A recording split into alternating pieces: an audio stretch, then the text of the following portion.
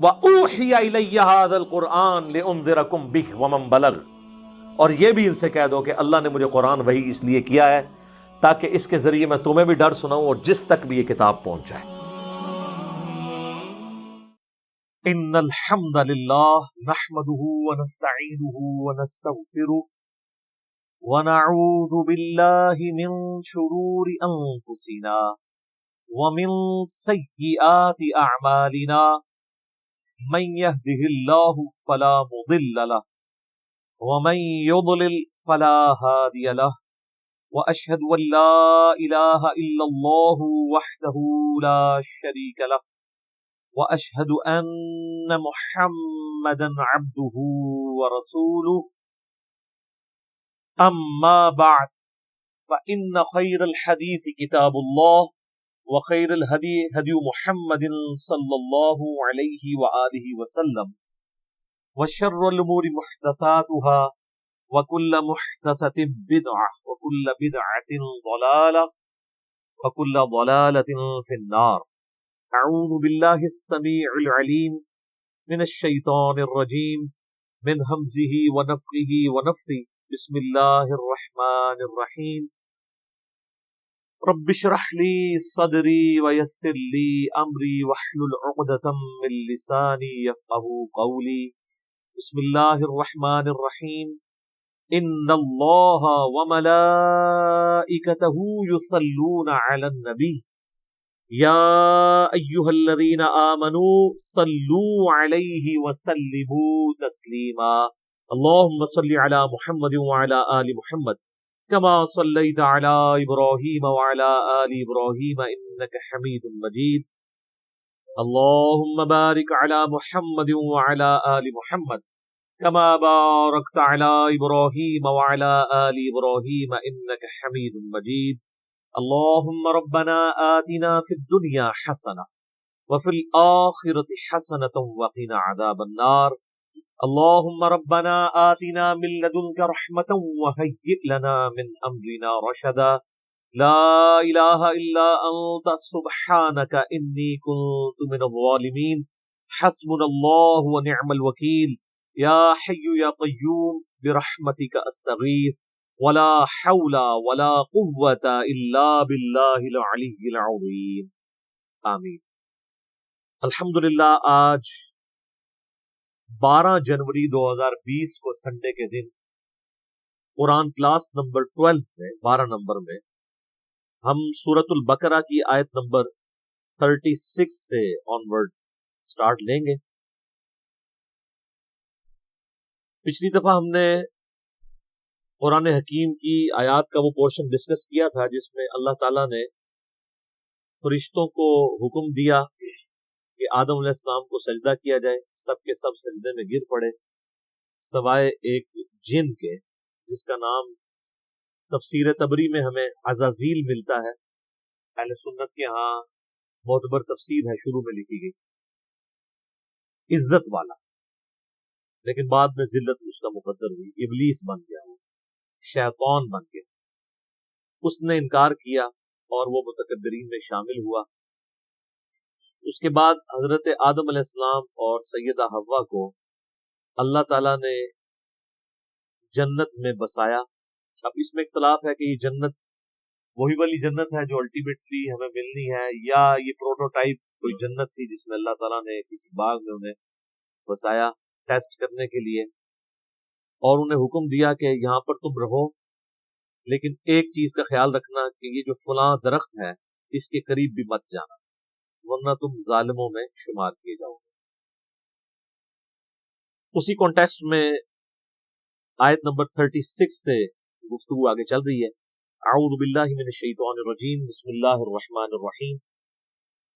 فَأَزَلَّهُمَ الشَّيْطَانُ، تو شیطان نے ان دونوں کو پھسلا دیا، یعنی راہ حق سے ہٹا دیا، عنہا، اس سے، فَأَخْرَجَهُمَا مِمَّا كَانَ فِيهِ، اور ان دونوں کو نکلوا دیا اس جنت میں سے جس میں وہ رہ رہے۔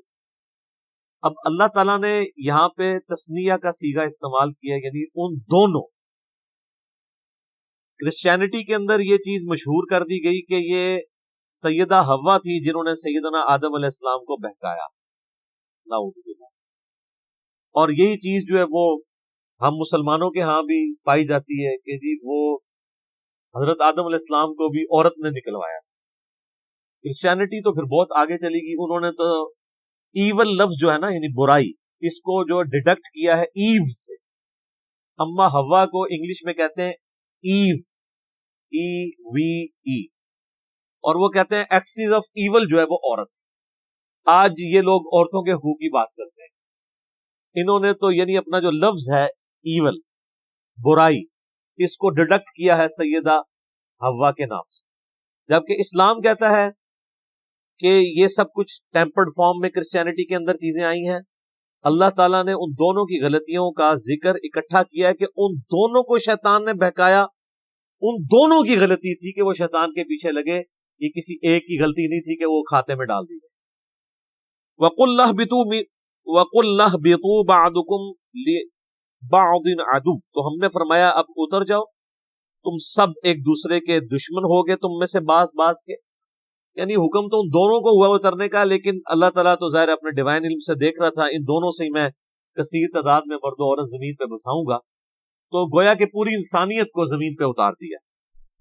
وَلَكُمْ فِي الْأَرْضِ مُسْتَقَرٌّ وَمَتَاعٌ إِلَىٰ حِينٍ، اور زمین میں تمہارا ٹھکانہ ہوگا کچھ عرصے کے لیے، اور وہاں سے جو تم نے نفع حاصل کرنا ہے وہ کر لو، یعنی اللہ تعالیٰ ریسورسز بھی پرووائڈ کرے گا، لیکن دنیا کی زندگی تمہاری عارضی زندگی ہوگی، الٹیمیٹلی تمہیں لوٹ کے ہمارے پاس آنا ہے۔ اب جو حضرت آدم علیہ السلام نے غلطی کی اس کا ذکر آ رہا ہے کہ اس غلطی کی توبہ کیسے قبول ہوئی۔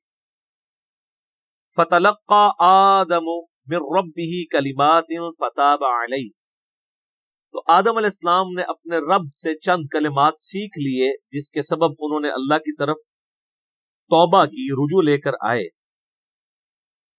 تو اللہ نے ان کی توبہ قبول کر دی۔ انہ هو التواب الرحیم، بے شک وہ توبہ قبول کرنے والا ہے اور رحم فرمانے والا۔ اچھا، اللہ بھی توبہ کرنے والا ہے اور انسان بھی توبہ کرنے والا ہے۔ توبہ کا مطلب ہوتا ہے رجوع لانا۔ انسان جب گناہوں کے بعد اللہ کی طرف رجوع لے آئے تو یہ توبہ کہلاتی ہے، اور جب انسان رجوع لے آئے اس کے بعد اللہ تعالیٰ بھی بندے کے اوپر شفقت فرمائے، یعنی اللہ تعالیٰ بھی اپنے اس جلال کے بعد بندے پر رحم فرمائے، تو اللہ بھی رجوع لا رہا ہوتا ہے۔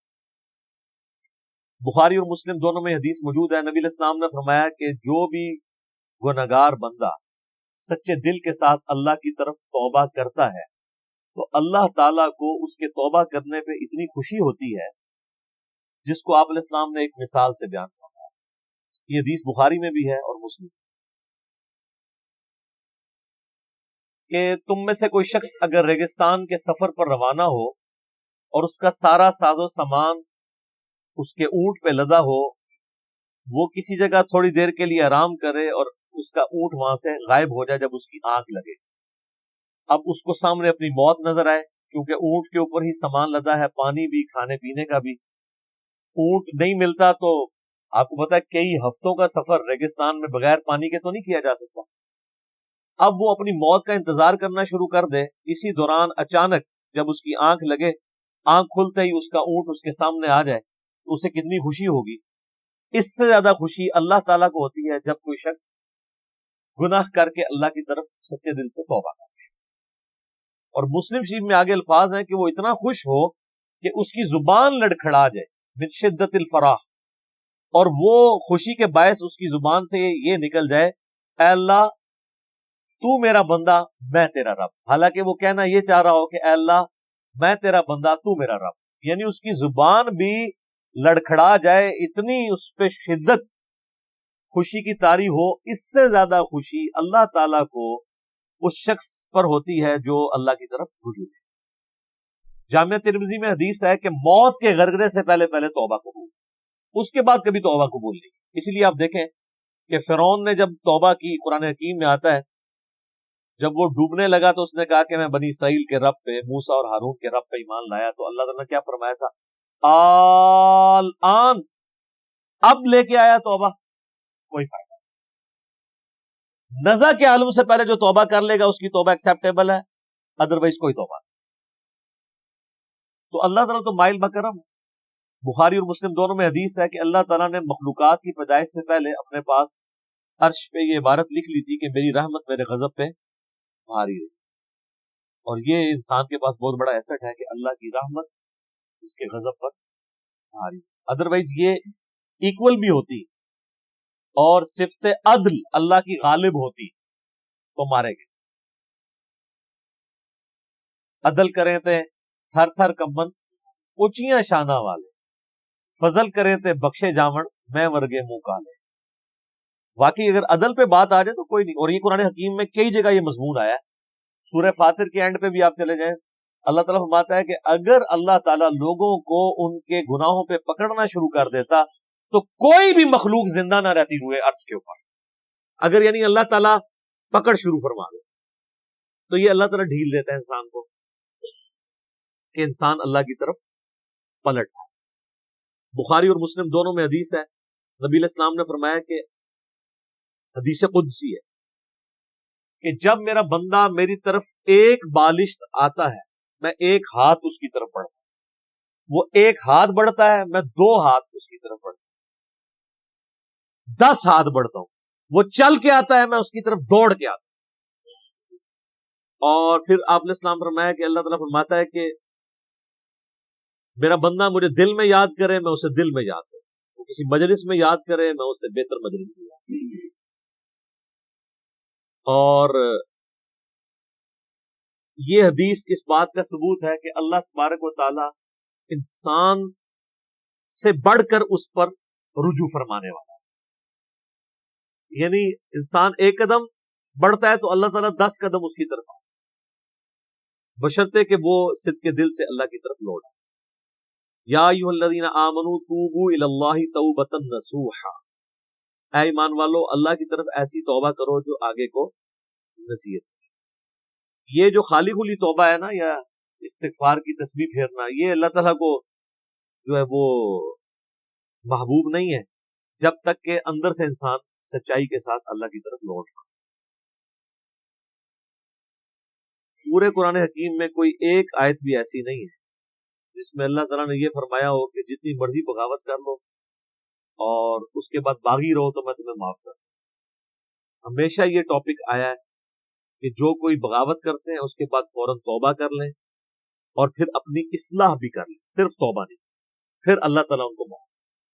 وہ تو پھر سورہ الفرقان کی آیت نمبر 70 میں ہے کہ اگر شرک سے بھی توبہ کر لے گا تو ہم اس کے گناہوں کو بھی نیکیوں سے بدل دیں گے.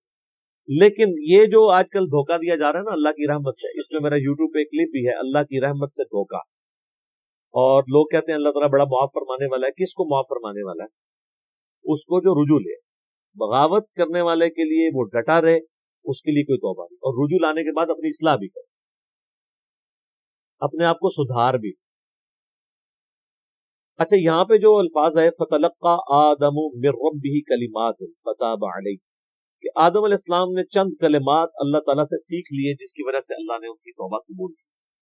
سورۃ البقرہ میں یہ کلمات نہیں آئے. اس کی وجہ یہ ہے کہ اس سے آدم اور ابلیس اس سے پہلے 6 مختلف جگہوں پر بیان ہو چکا ہے، لیکن مصحف کی ترتیب میں وہ جگہ بعد میں آئیں گی.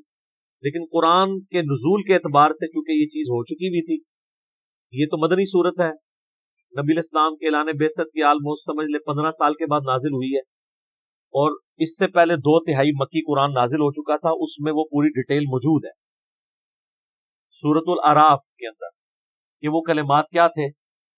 ربنا ظلمنا انفسنا وان لم تغفر لنا وترحمنا لنکونن من الخاسرین.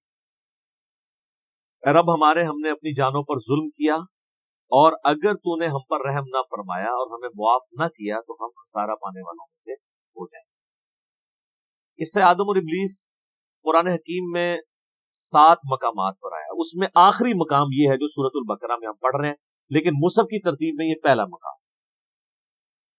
یہ سارے مقامات پہ جو سکیٹرڈ فارم میں شیطان کی اور اللہ تعالیٰ کی گفتگو ہوئی، حضرت آدم علیہ السلام کا اور اللہ کا جو معاملہ ہوا، اس کو میں نے ایک لیکچر کے اندر کور کیا ہے، مسئلہ نمبر 79، اللہ، انسان اور شیطان. یہ میرا ٹائٹل ہے اس لیکچر کا، مسئلہ نمبر 79. اس میں نے ساری جگہ سے ٹکڑے اٹھائے کہ یہ والا پورشن اتنے حصے میں ہے، یہ دوسری صورت میں بیان ہو، جس طرح اب یہاں پہ وہ کلمات نہیں ہے۔ البتہ ایک کمزور درجے کی روایت ہے المستدرک للحاکم کے اندر کہ حضرت آدم علیہ السلام نے اللہ تعالیٰ کے حضور نبی صلی اللہ علیہ وآلہ وسلم کا وسیلہ پیش کیا، جس کی وجہ سے اللہ تعالیٰ نے ان کی مغفرت کی۔ پھر اللہ تعالیٰ نے ان سے پوچھا کہ تمہیں محمد صلی اللہ علیہ وآلہ وسلم کا علم کیسے ہوا؟ تو انہوں نے کہا کہ میں نے جو ہے وہ جب تو نے مجھے پیدا کیا تو میں نے تیرے عرش پہ تیرے نام کے ساتھ سیدنا محمد رسول اللہ صلی اللہ علیہ وآلہ وسلم کا مبارک نام دیکھا تھا، تو مجھے اسی وقت پتہ چل گیا کہ یہ ہستی تیرے حضور عزت والی ہے۔ اب یہ حدیث تو حاکم کے اندر موجود ہے، لیکن انتہائی کمزور درجے کی روایت ہے یہ۔ امام ذہبی نے تو بلکہ اسے آلموسٹ لکھا ہے کہ یہ گھڑی ہوئی روایت، اور انجیل برناباس جو پبلک کے اندر ایک مشہور ہے نا، اس میں بھی اس قسم کی ایک روایت لکھی ہوئی،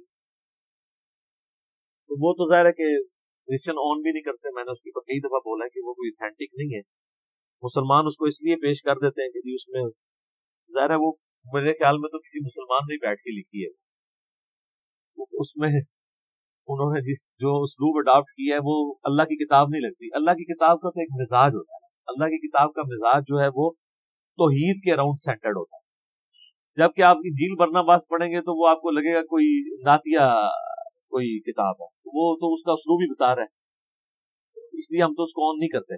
بہرحال میرا یوٹیوب پہ کلپ لاکھوں لوگوں نے دیکھا ہے، کیا یہ کائنات نبی علیہ السلام کے لیے بنائی گئی؟ کیونکہ اسی حاکم کی ایک روایت میں آتا ہے کہ ہم اگر محمد کو پیدا نہ کرتے تو یہ ساری کائنات بھی پیدا نہ ہوتی۔ یہ بات اپنی اصل میں اس حد تک تو درست ہے کہ پوری کی پوری کائنات انسان کے لیے پیدا ہوئی، کسی ایک انسان کے لیے نہیں، انسانیت ایز اے ہول کی، جو پچھلی دفعہ ہماری آیات بھی گزر چکی ہیں کہ ہم نے جو کچھ زمین میں ہے تمہارے لیے پیدا کیا۔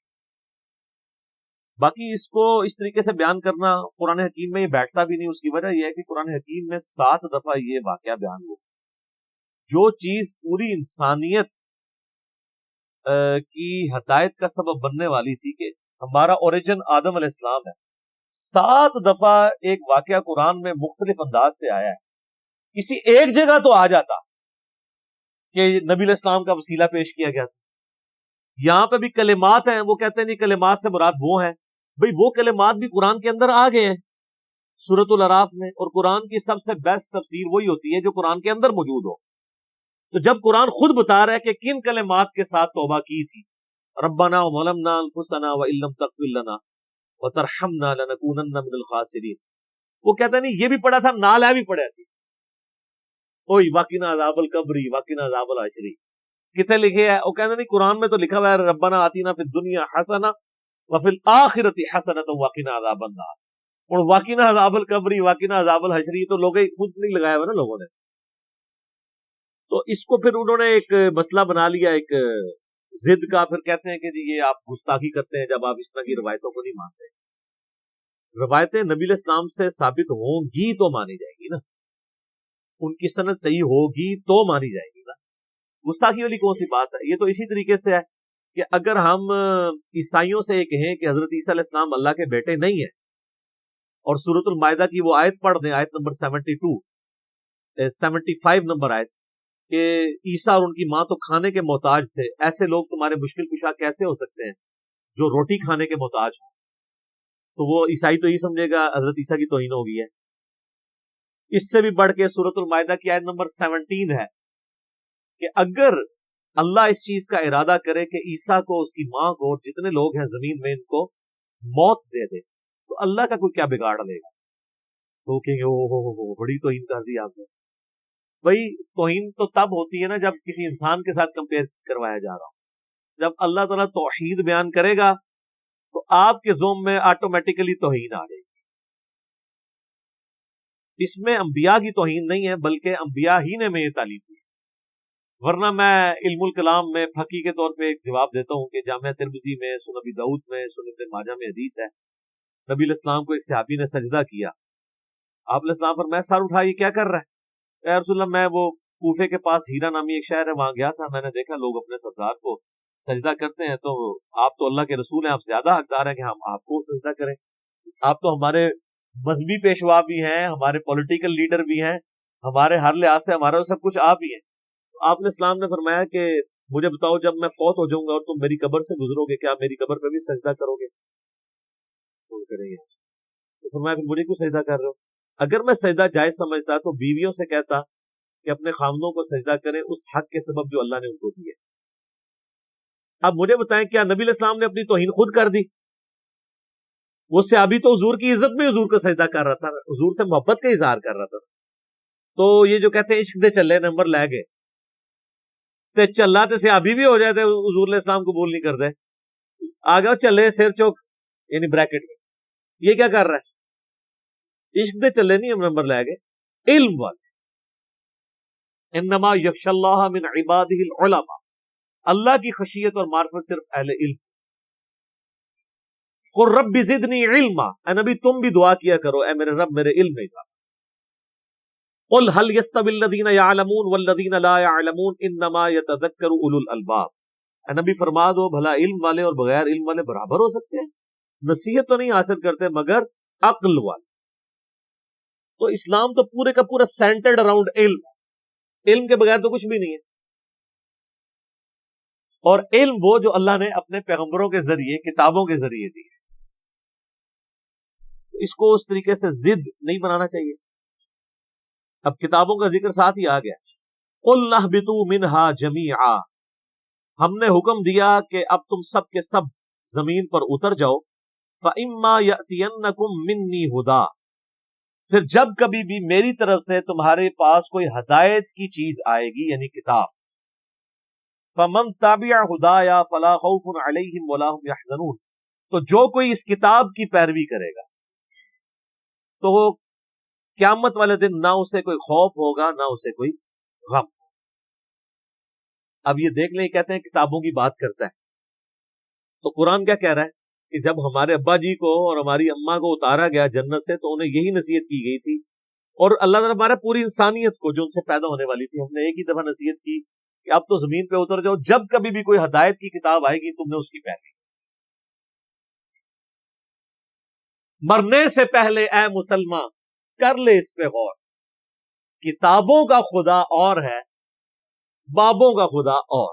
یہ وہی کتابی والی بات جو میں نے دوسرے انداز میں بھی کہا ہوا ہے، نہ میں وابی نہ میں بابی، میں ہوں مسلم علمی کتابی. تو یہ علم اور کتاب ہی تو ذکر ہو رہی ہے. پہلی نصیحت انسانیت کو یہ ہو رہی ہے کہ اب جا رہے ہو نا زمین پہ تو بس میری کتابوں کا انتظار کرنا ہے. تو جو کوئی کتابوں کی پیروی کرے گا اس کو نہ کوئی خوف ہوگا نہ کوئی غم. والذین کفروا وکذبوا بآیاتنا، اور جو لوگ ہماری آیات کا کفر کر دیں گے اور اس کو جھٹلا دیں گے، اولئک اصحاب النار، ایسے لوگ ہوں گے پھر جہنمی، ہم فیہا خالدون، وہ رہیں گے ہمیشہ ہمیشہ. تو جہنمیوں کی نشانی کیا ہے؟ جو اللہ کی کتاب سے بھاگے. جو کتابی نہیں ہے نا وہ جہنمی ہے. تو علمی کتابی ہونا چاہیے بچوں، اور جو علم اور کتاب کو کہتا ہے سائڈ میں رکھو اور سٹوریاں اور کہانیاں اور فرسودہ خیالات ان کو لے کے چلتا ہے تو اس کے لیے پھر اللہ تعالیٰ نے دوزخ بنائی ہے. اچھا یہ جو آیات ہے نا اس میں اللہ تعالیٰ نے ریویلڈ نالج کا ذکر کر دیا، وحی کے علم، کتاب اور سنت. سنت بھی اس میں شامل ہے کیونکہ سورۃ الاحقاف میں آگے 26ویں پارے کے پہلے صفحے پہ یہ آیت ہے، ایتونی بکتاب من قبل ھذا او اثارۃ من علم ان کنتم صادقین. نبی ان سے فرماؤ کہ اگر تم میری اس کتاب کو نہیں مانتے ہو تو اس کتاب سے پہلے جو باقی نبیوں پہ کتابیں نازل ہوئی ہیں یا کوئی علم کے آثار ان کے آ رہے ہیں. علم کے آثار کو اللہ نے کتاب سے الگ ذکر کیا. علم کے آثار کیا؟ سنت. تو تم سچے ہو تو پھر اس سے بات. ایتونی بکتاب من قبل ھذا او اثارۃ من علم، کتاب اور علم دونوں آ گئے، علمی کتابی. ٹھیک ہو گیا؟ تو یہ ہے ریویلڈ نالج جو اللہ تعالیٰ اپنے پیغمبروں کے ذریعے دی. پیغمبر اللہ اور مخلوق کے درمیان وسیلہ ہے. اگر کوئی شخص پیغمبروں کے وسیلے کے بغیر کوئی عقیدہ اختیار کرے گا تو وہ عقیدہ خواہ کتنا ہی اچھا کیوں نہ ہو اللہ کے حضور قابل قبول. یہ وسیلہ یہ پاکستان انڈیا والا نہیں، وسیلہ کہتے ہیں واسطے کو. اللہ اور مخلوق کے درمیان واسطہ پیغمبر. پیغمبر کو اگر کوئی چھوڑ دیتا ہے تو ظاہر ہے پھر وہ اللہ کے بارے میں ایسی کوالٹیز کلیم کرے گا جس کو اللہ نہیں کرے. پیغمبروں کو اللہ تعالیٰ رول ماڈل اس لیے بناتا ہے کہ انسان اپنی محبت میں کوئی اللہ کے ساتھ ایسے عقیدے وابستہ نہ کر دے کہ وہ اپنے زوم میں تو وہ محبت میں کر رہا ہو اور اللہ تعالیٰ کو وہ چیزیں ناپسند ہو. اب جن لوگوں نے یہ کلیم کیا کہ اس مخلوق میں اللہ تعالیٰ حلول کر جاتا ہے یا یہ مخلوق بھی خالق ہی نے مخلوق کا روپ دھار لیے، تو یہ اللہ کی نفرت میں نہیں انہوں نے کیا، اللہ کی محبت میں کیا. انہوں نے کہا لا موجود الا اللہ، ہم اللہ کے سوا کسی وجود کو ماننے کے لیے تیار نہیں. پھر وہ اس میں اتنا غلوب کر گئے کہ انہوں نے کہا یہ جو آپ کو مخلوق بھی نظر آ رہی ہے نا، یہ بھی اللہ ہی نے مخلوق کا روپ دھار لیا، نعوذ باللہ. تو یہ عقیدہ جو ہے وہ اللہ کی محبت میں ہی آیا کہ ہم اللہ کے سوا کسی کو ایسے پرسنالٹی ماننے کے لیے تیار ہی نہیں ہے. لیکن کیا یہ پیغمبروں کا عقیدہ تھا؟ نہیں. پیغمبر کے عقیدے کے بغیر، پیغمبر کی بتائی ہوئی تعلیمات کے بغیر آپ کچھ سے کچھ کر لیں گے. اس لیے پیغمبروں کو رول ماڈل بنایا گیا. لقد کان لکم فی رسول اللہ اسوۃ حسنہ، بے شک نبی الاسلام کی زندگی میں تمہارے لیے بہترین نمونہ. ورنہ انسان نے تو اپنی عقل سے تو آپ دیکھیں اتنی مت ماری گئی کہ ہاتھوں کے تراشے ہوئے بتوں کے آگے بھی لوگ جھکے. ویسے یہ عقل نہیں مانتی. اگر ہمارا پڑوسی ملک انڈیا نہ ہوتا اور وہاں پہ 90 کروڑ ہندو نہ ہوتے تو ہمارا دل کبھی نہ ٹھکتا کہ یار پڑھا لکھا بندہ بھی اپنے ہاتھوں کے بنائے بتوں کے آگے جھک سکتا ہے. تو جائیں سر، دنیا میں سب سے زیادہ پی ایچ ڈیز امریکہ کے بعد انڈیا میں ہے، اور وہ پی ایچ ڈی بھی بتوں کے آگے جھکے ہوتے ہیں. یہ تو اللہ بھلا کرے عامر خان کا کہ اس نے پی کے فلم بنا کے ان کا جنازہ نکالا ہے. لیکن پھر بھی لوگ فالو تو کر رہے ہیں، چل رہے ہیں اس چیز کے پیچھے.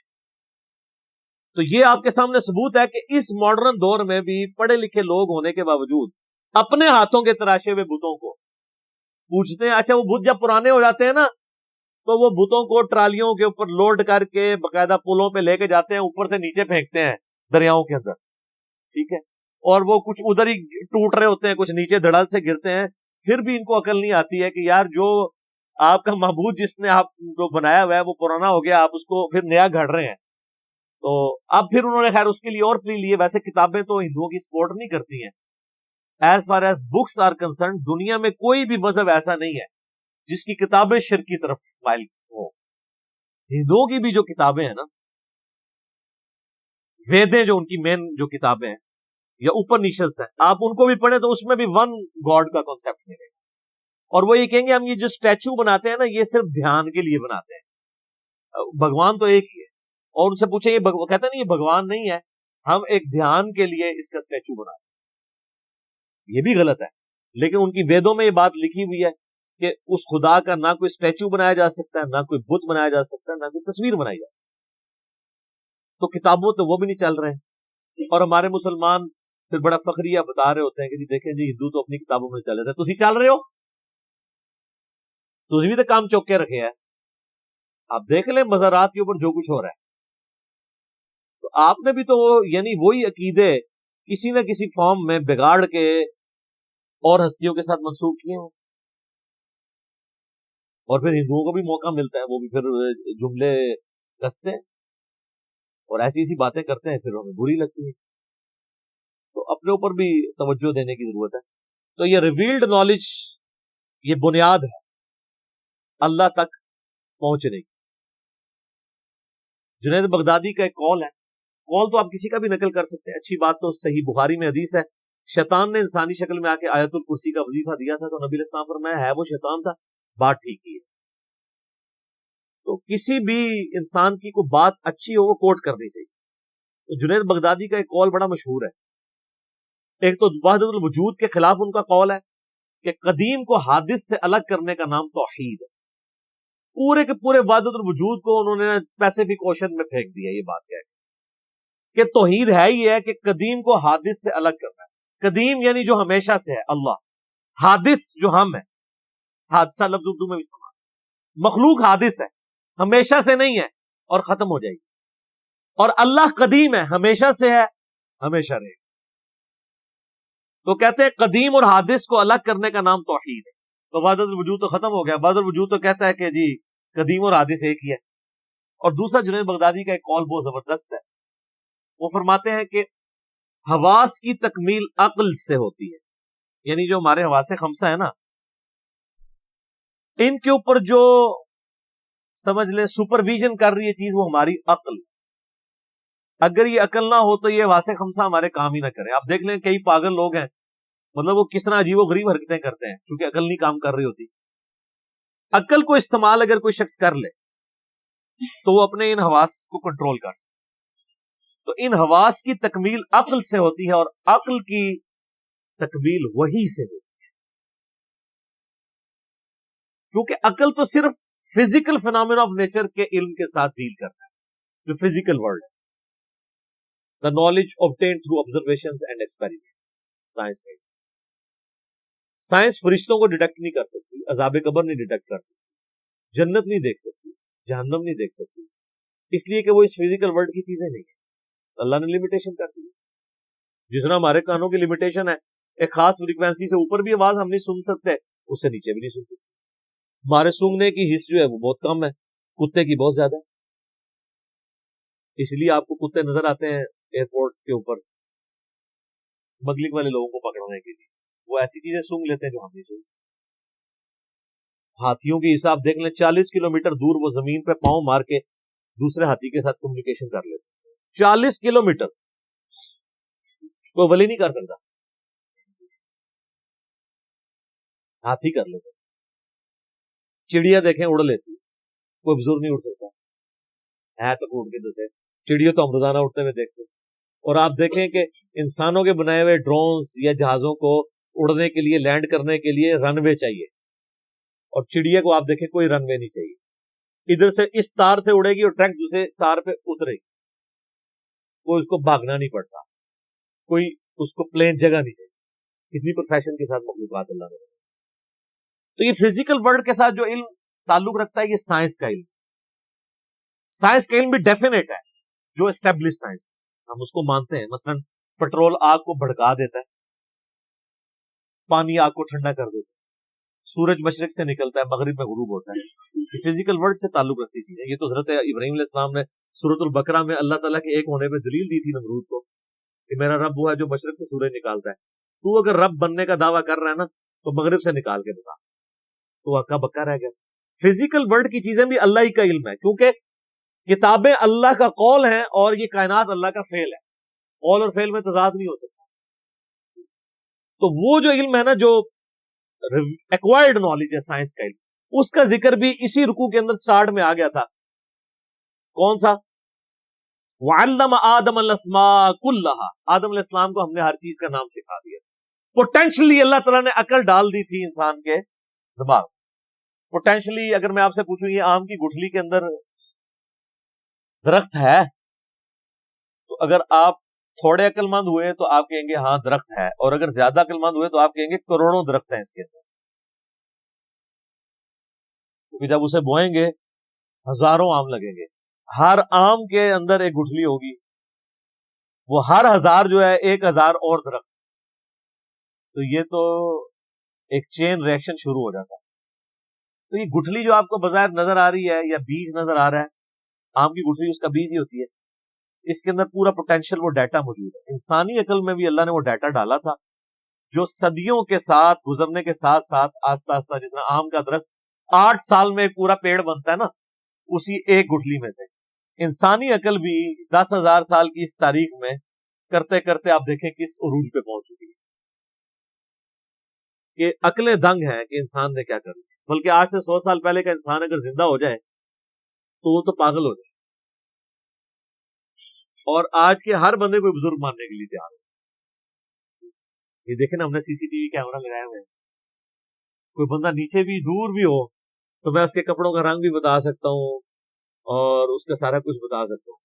تو یہ پرانے زمانے میں اگر کیمرے ہوں کسی کو پتا نہ ہو تو میں یہ بھی بتا سکتا ہوں کہ 15 دن پہلے کتنے بجے یہاں سے کوئی گزرا تھا کیمرے سے. بزرگ دیکھو کتنے پہنچے. تو یہ سارا فزیکل ورلڈ سے تعلق رکھتا ہے. اس علم نے بھی کتنی ترقی کر. تو اس چوتھے رکوع کے اندر اللہ تعالیٰ نے دو علوم کا ذکر کیا ہے. سٹارٹ میں ذکر کیا ہے علم الاسماء کا، اور جس کے اوپر آج کل وہ جناب ناموں کا علم اور پتہ نہیں وہ نام بھی وہ حساب لگا کے رکھتے ہیں اور پتہ نہیں کیا کچھ کرتے ہیں، وہ یہ چیز نہیں تھی، پوٹینشلی عقل کی بات. اور اینڈ پہ جا کے علم وحی کا ذکر آیا کہ علم وحی کو لے کے چلنا ہے. بس یہی دو علوم ہیں جن کو قرآن مانتا ہے. اور 10 کمانڈمنٹس جو آئیں گی نا سورہ بنی اسرائیل کی آیت نمبر 36 میں 9th کمانڈ ہے، وَلَا تَقْفُ مَا لَيْسَ لَكَ بِهِ عِلْمٌ. اے انسان کسی چیز کی پیروی اس وقت تک مت کرنا جب تک کہ اس کے بارے میں تمہیں علم نہ. إِنَّ السَّمْعَ وَالْبَصَرَ وَالْفُؤَادَ كُلُّ أُولَئِكَ كَانَ عَنْهُ مَسْئُولًا. بے شک کان، آنکھیں اور عقل اس کے بارے میں تم سے پوچھا جائے گا تم نے اس کو استعمال کیوں نہیں کیا. تو اللہ تعالیٰ نے یہ چیز پوچھنی ہے مرنے سے پہلے. اے مسلمان کر لے اس پہ غور. کتابوں کا خدا اور ہے، بابوں کا خدا اور. یہ اللہ نے پوچھنی ہے بات کہ تو نے مرنے سے پہلے علم حاصل کیا تھا، یا تیرا ماننا یہی تھا کہ کالی بلی رستہ کاٹ دے تو نوست ہے. گھر کی منڈیر پہ کوا بیٹھے تو مہمان آنے کی دلیل ہے، جوتی پہ جوتی چڑھ جائے تو سفر لکھا ہوا ہے.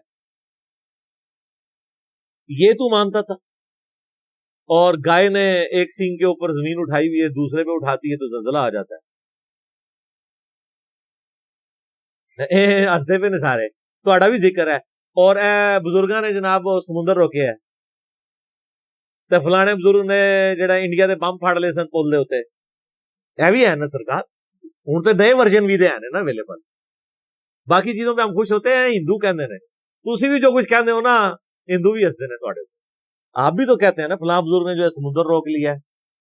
یہ لادہ بات ہے کہ وہ بزرگ جب زندہ ہوتے ہیں ان کا پیشاب بند ہوتا ہے تو وہ آغا خان ہی لے کے جانا پڑتا ہے انہیں. یہ لادہ بات ہے کہ اپنا پیشاب، اور اگر پیشاب رک رہا نہ ہو تو وہ پیشاب روک بھی نہیں کوئی سکتا. یہ دماغ سے آپ دیکھیں کئی لوگوں کے وہ سگنل ایسے جنریٹ ہوتے ہیں، ہارمونز ڈسٹرب ہو جائے تو آپ اپنے پیشاب پہ خود کنٹرول ہی نہیں رہتا. آپ لوگ بیمار ہوتے ہیں، آپ کو اٹھا کے بازاروں پہ لے جاتے ہیں، اور بازاروں والے جب بیمار ہوتے ہیں انہیں اٹھا کے ہاسپٹل لے جاتے ہیں. اور ہاسپٹل بھی وہ DHQ میں نہیں لے کے جاتے، شفا میں لے کے جاتے ہیں یا آغا خان. اپنے بارے میں وہ بہت سینسٹیو. تو یہ دو علوم ہیں، ریویلڈ نالج اور ایکوائرڈ نالج، جن کو اسلام مانتا ہے. اسی کے اوپر ساری بنیاد. اب میرے بھائیوں مسلسل 9 رکوع اگلے سابقہ امت مسلمہ بنی اسرائیل، ان پہ اللہ تعالیٰ نے فرد جرم عائد. انتہائی سوز و گداز ہے جی ان 9 رکوعوں کے اندر. اللہ تعالیٰ نے ایک قوم سے اتنا پیار کیا، 3 کتابیں ان میں بھیجی، تورات، زبور، انجیل، سینکڑوں صحائف بھیجے، ہزاروں پیغمبر بھیجے. لیکن جب انہوں نے انبیاء کی تعلیمات سے روگردانی کی تو اللہ کے عذاب کا کوڑا ان پہ پڑا.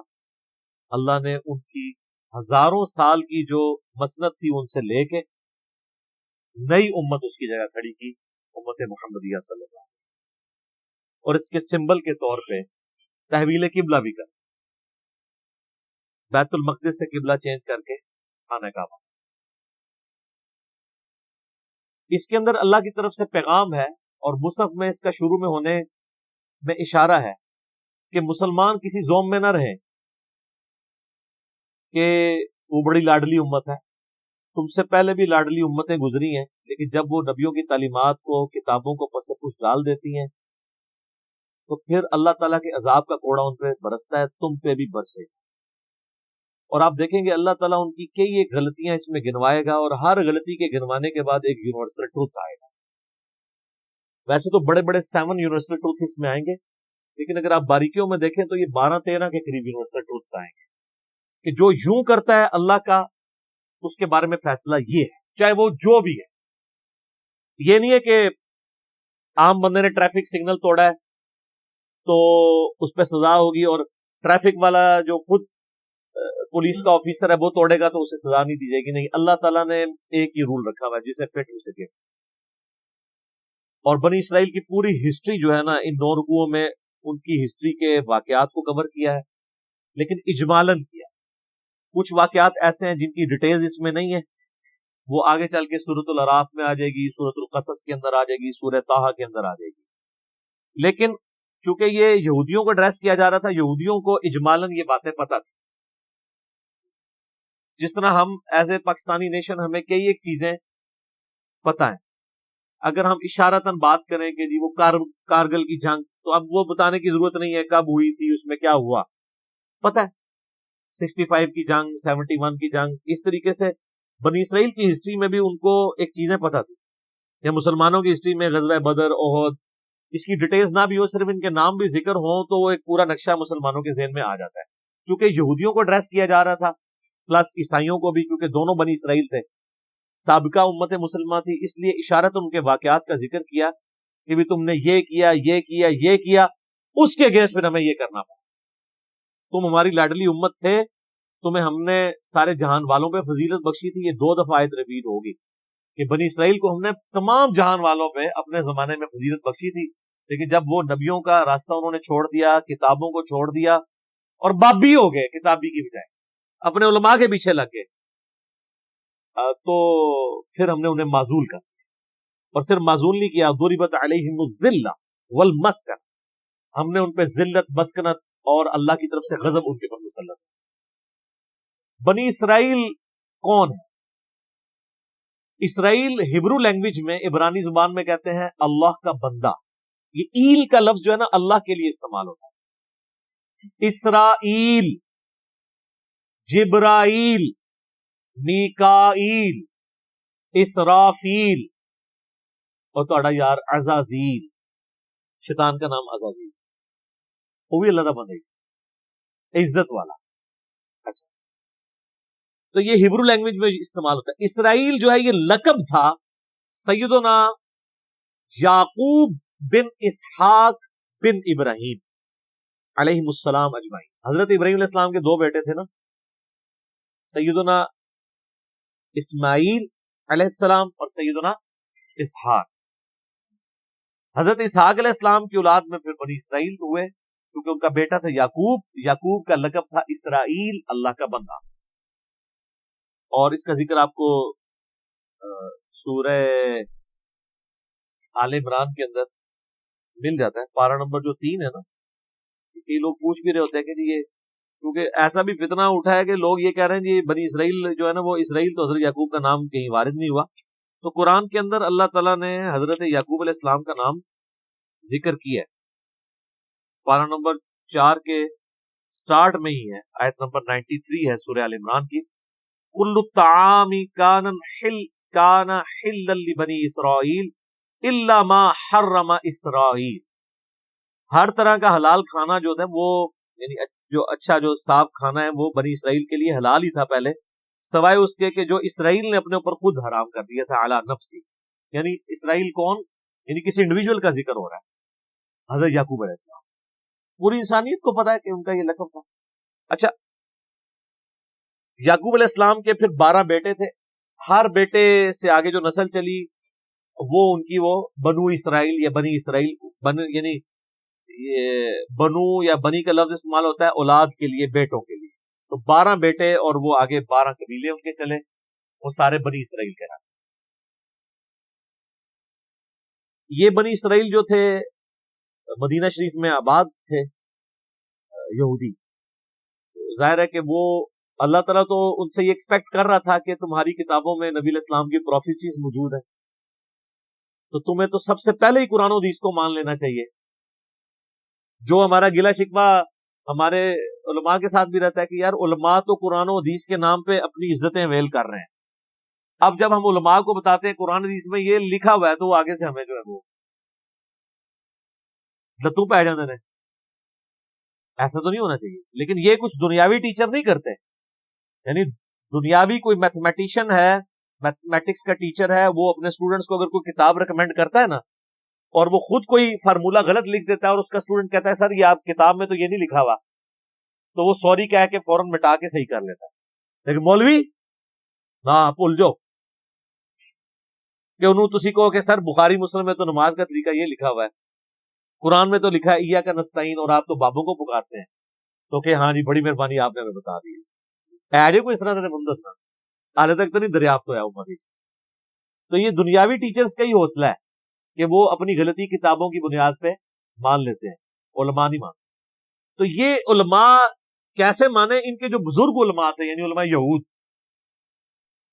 ہاں کیٹیگری تو وہی ہے نا سر, یہ یعنی علماء ایک کیٹیگری تو ہے نا, جیسے ڈاکٹری کی فیلڈ ایک کیٹیگرائزیشن میں تو آپ کہیں گے نا میڈیکل کی فیلڈ ہے, چاہے وہ ڈاکٹر اب مسلمان ہے کافر ہے تو ایک چیز کو تو مان رہا ہے نا.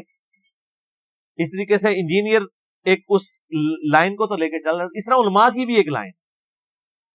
علماء یہود ان کے اندر وہی خرابیاں تھیں جو آج ہمارے علماء کے اندر پائی جاتی.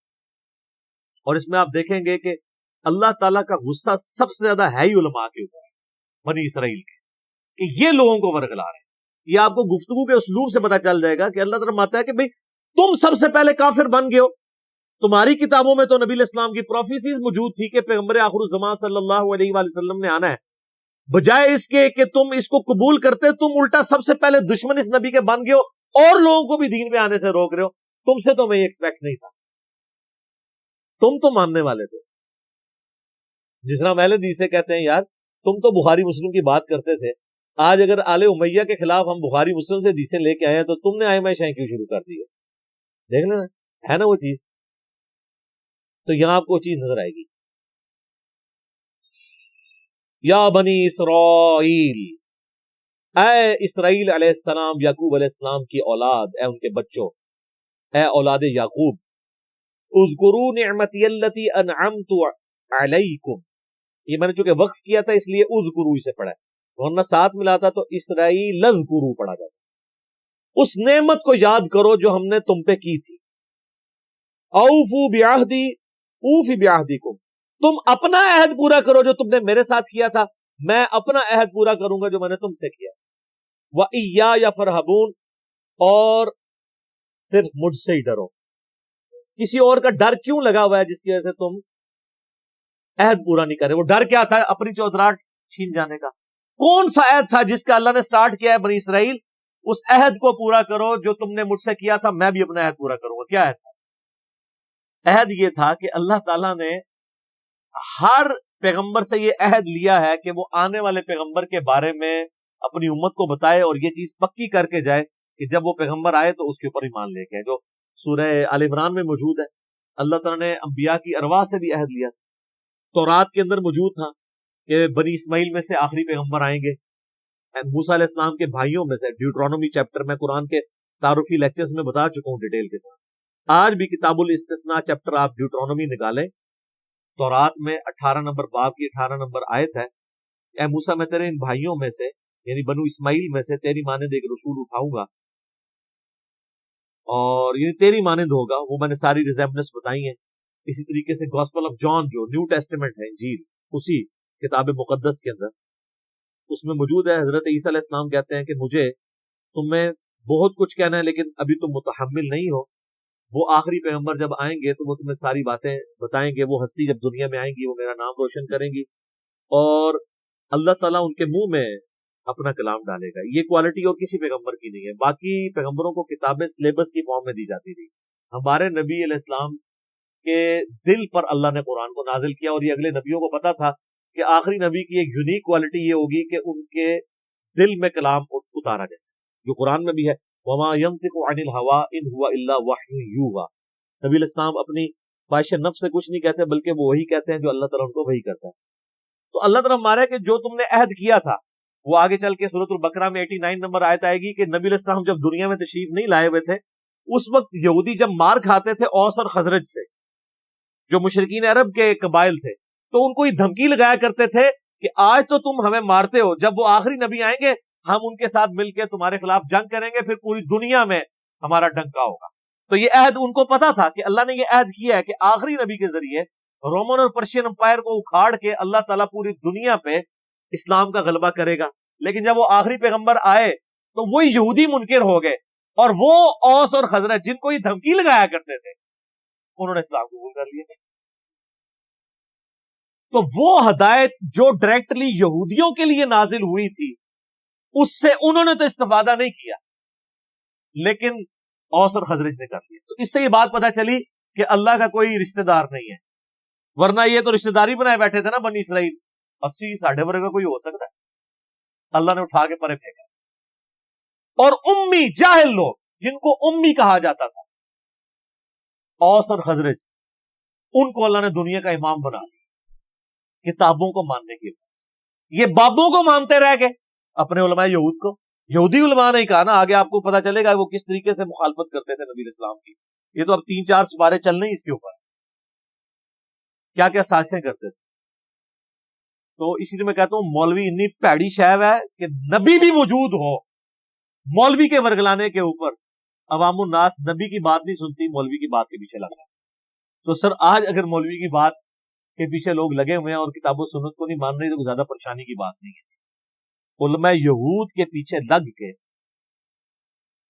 10 یہودی بھی نہیں تھے جو ایمان لائے اور نبی علیہ السلام کی بارے زندگی. اور قرآن حکیم کا کتنا اچھا خاصا حصہ یہودیوں کو ایڈریس کرتا ہے. آیات تو نازل ہوئی لیکن فائدہ ان کو کوئی نہیں ہوا. فائدہ کس کو ہو گیا؟ دوسروں کو، جنہوں نے ان کتابوں کو مان لیا، ان باتوں کو مان لیا، تعلیمات کو مان لیا. تو اللہ کی کسی کے ساتھ کوئی رشتہ داری نہیں ہے. جو کتابوں کو پیغمبروں کو مان لے وہ اللہ کا سگا ہے، اور جو نہ مانے چاہے وہ پیغمبروں کی اولاد بھی ہے. یہ بنی اسرائیل کون تھے؟ حضرت یعقوب علیہ السلام، حضرت ابراہیم علیہ السلام کی اولاد تھے. اللہ نے کوئی پرواہ نہیں کی. تو خونی رشتہ کوئی کام نہیں آیا جب انبیاء کی تعلیمات کو چھوڑ. چاہے بنو اسرائیل ہو یا آج بنو اسماعیل ہو، یہ ہمارے جو سید لوگ کہلواتے ہیں یہ بنو اسماعیل ہیں، ان کے اندر بھی کافی کیڑا گھسا ہوا ہوتا ہے. اور ہمیں کہہ رہے ہوتے ہیں امتی، ایک امتی آیا سی، امتیاں دی گل. ہم ان کے امتی تو نہیں ہیں، امتی تو نبی اسلام کے ہیں، حالانکہ خود بھی امتی ہیں. ان کے دماغ میں بھی کیڑا آیا ہوتا ہے. تو ان کو یہ بات بتائیں کہ آپ کی نسبت آپ کو کام نہیں آئے گی اگر آپ نے نبی صلی اللہ علیہ وآلہ وسلم کی تعلیمات کی پیروی نہ کی. یہاں دیکھ لیں اللہ نے فرمایا تم اپنا عہد پورا کرو. ایک بڑا عہد الستو بربکم قالوا بلا، جو روحوں سے عہد لیا تھا.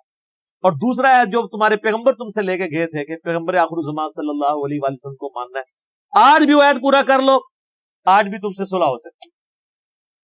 وآمنوا بما انزلت مصدقا لما معکم، اور ایمان لاؤ اس کتاب کے اوپر جو نازل ہوئی ہے اس حال میں کہ تمہارے پاس جو پہلے سے کتابیں موجود ہیں وہ ان کی بھی تصدیق کرتی ہے. یہ کتاب یہ نہیں کہتی کہ تمہاری کتابیں غلط ہیں، یہ تو ایسی کتاب ہے جو تمہاری کتابوں کو صحیح مان رہی ہے. یا تو کہہ رہی ہو کتابیں نہیں ہیں پھر تمہیں ریلیکٹنٹ ہو جاؤ. تو یہ تو کہہ رہی ہے تورات بھی اللہ کی کتاب ہے، انجیل بھی، تو یہ کتاب تو تمہاری کتابوں کی تصدیق کر رہی ہے. کس اعتبار سے؟ ایک اس اعتبار سے کہ ان کتابوں کو اللہ کی کتاب مان رہی ہے، اور اس اعتبار سے بھی تصدیق کر رہی ہے کہ ان کتابوں میں موجود تھا کہ ایک آخری پیغمبر آئیں گے، ان پہ کتاب نازل ہوگی. تو قرآن پریکٹیکلی اس کتابوں کی تصدیق ہے، کیونکہ ان کتابوں میں جو پیش گوئی تھی وہ پوری کس طرح ہوئی؟ قرآن کے آنے سے. تو گویا قرآن نے آ کے ان کتابوں کو سچا ثابت کر دیا کہ اس میں لکھا ہوا ہے کہ آخری پیغمبر آئیں گے، لو آ گئے. اس میں لکھا ہے ان پہ کتاب نازل ہوگی، لوگ نازل ہوگی. دو اعتبار سے تصدیق کر رہی ہے. ایک تو یہ ان کتابوں کو صحیح بھی کہہ رہی ہے، اور ان کتابوں کی سٹیٹمنٹ کی پریکٹیکل نشانی بن کے یہ کتاب آ گئی. وَلَا تَكُونُوا أَوَّلَ كَافِرٍ بِهِ، اور سب سے پہلے تم تو کافر نہ بنو اس کتاب کے، تم تو منکر نہ بنو، تمہیں تو پتا ہے. وَلَا تَشْتَرُوا بِآيَاتِي ثَمَنًا قَلِيلًا، اور میری آیات کو چند ٹکوں کے عوض بیچو تو مت. دنیا کے نفع کی خاطر تم پیغمبر کا انکار کر رہے ہو. تمہاری چودراہٹ ظاہر ہے وہ نذرانے لے رہے تھے، ان کی ساری چیزیں وابستہ تھیں. جب نبی کے آگے جھک جاتے تو سب سٹیٹس ختم. آج بھی اگر علماء کتاب و سنت کو مانے تو وہ اپنے فرقے کی مسجد میں سروائیو نہیں کر سکتے. کوئی ایک بات ان کے خلاف نہیں وہ کر سکتے. تو پہلے بھی ایسا. تو اللہ فرما رہا ہے تم تو پہلے کافر نہ بنو اور چند ٹکوں کے عوض دین نہ بیچو. وَإِيَّايَ فَاتَّقُونَ، اور صرف مجھے سے ڈرو. یعنی بار بار اللہ تعالیٰ دیکھیں ڈرنے کا ذکر کر رہا ہے کہ اگر تمہیں واقعی اللہ کا خوف ہے نا کہ مرنے کے بعد اللہ کے حضور پیشی ہونی ہے تو پھر تم یہ ایمان قبول کر لو. اس سے کیا پتہ چلی کہ جو علماء نہ ڈر ہو جاتے ہیں، بے فکر ہو جاتے ہیں اللہ تعالیٰ کے معاملات میں، ان کو کبھی بھی ہدایت نہیں ملتی. نیور.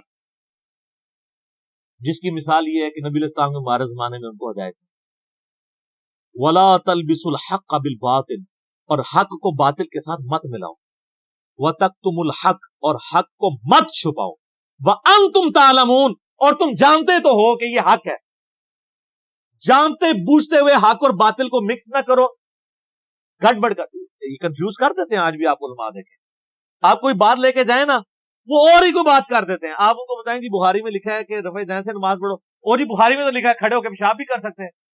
یہ کیا کر رہے ہوتے ہیں؟ کوئی اور بات کو اس کا مکس کر کے اس معاملے کو ڈائلیوٹ کرنے کی کوشش کرتے ہیں. تو سر بالکل مرد کھڑے ہو کے پیشاب کر سکتا ہے، یہ تو اللہ نے بہت بڑی سہولت دی ہے مسلمانوں کو، ہم کا بھی انکاری ہیں. لیکن چونکہ انہوں نے پٹی پڑھائی ہوئی ہے پبلک کو، جیسے کہا کہ وہ بت رکھ کے آتے تھے اس لیے رفع دین ہوتا ہے. اب ہم کہتے ہیں کہاں لکھا ہوا ہے، تو کہتے ہیں ہم نے تو نہیں کہا، یہ لیے ہمارے پہ ویسے الزام لگاتا ہے. تو سر یہ پوری کی پوری عوام جو ہے اس کو کس نے یہ پٹی پڑھائی ہوئی تھی؟ آپ نہیں پڑھائی ہوئی تھی. آج آپ منکر ہی ہو گئے خود ہی.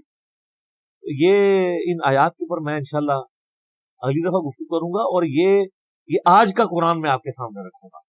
یہ قرآن پرانا نہیں ہے، بالکل وہی پکچر آپ کو آج کے علماء میں نظر آئے گی، وہی خرابیاں آج کے علماء میں نظر آئیں گی. بخاری مسلم میں حدیث ہے تم بھی اگلے لوگوں کے پیچھے چل پڑو گے قدم با قدم، بالشت بر بالشت، حتیٰ کہ ان میں سے کوئی گوہر کے سوراخ میں داخل ہوا تم بھی اس کے پیچھے چلو گے. تو صحابہ نے پوچھا یہ اگلے لوگوں سے مراد کیا یہود و نصارہ ہیں؟ آپ نے فرمایا اگر وہ مراد نہیں تو اور کون سے لوگ؟